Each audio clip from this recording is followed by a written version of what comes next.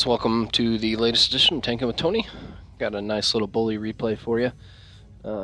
It's kind of a continuation on a theme from an earlier video talking about light scout tanks and their ability to be, as Wargaming is going to call the Tier 10, standalone fighting units. This kind of match in particular for the Bulldog really is... this kind of match you really should not be looking in a Bulldog to be doing true scout work. You are an offensive weapon in this kind of match, especially being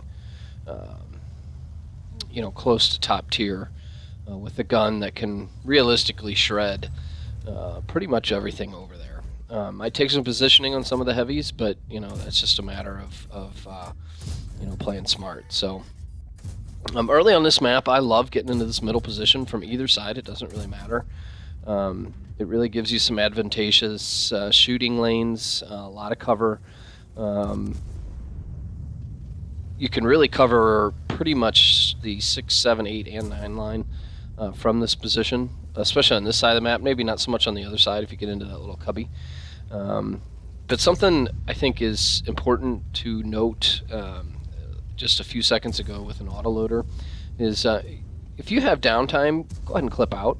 Even with a longer loading clip like the Bulldog, especially with its mobility and flexibility to be able to move around, to get to cover if you need to while you're reloading, go ahead and run that clip so that the next time you pop out, if somebody was counting your shots, they're expecting you to have 5 or 6 and you've got 9. So just a little tip about playing autoloader. So this team was really passive, which really made this tank even more dangerous. I was a little surprised they played this as passively as they did, which really is going to give me an opportunity to get up and take control of the middle of the map and do quite a bit of damage.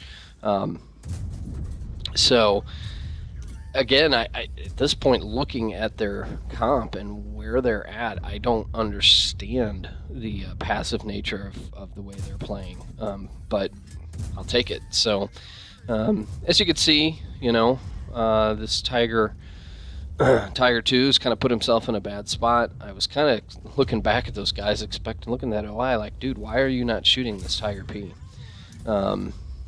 So I might have underestimated a clip a little bit here. I knew I was going to take at least one shot. I really thought I probably should have been paying a little closer attention, thought I'd be able to finish him off, but what the hell I was thinking, I left him with 413. Again, I'm pinging these guys going, come on, get in the fight. Again, I don't really know what the hell they were doing. So now at this point, it's 5-0. It's vulture mode. I'm looking for tanks that have isolated themselves, kind of like this AMX 48. And as soon as this clip is in, we're going to go really do the work that made this a really fun game. So the speed and mobility of the Bulldog is really what makes it a lot of fun for circle strafe and tanks. This is also a really nice time to use, because here's an example of what I'm talking about. The M6 coming up the hill would have been easy to back off, but with the speed and mobility of this tank, you can you can really get people frustrated. As I get the kill shot going around the M6, track him, now I'm auto-aimed in, boom, one more shot, done. Okay, so that's, this point you're up 8-0, you've done some nice work, but I'm telling you what, blood is in the water when you're a Bulldog and you see a bunch of low tier and slow tanks left. So I'm going to run another clip through and go out and get some more work done here. So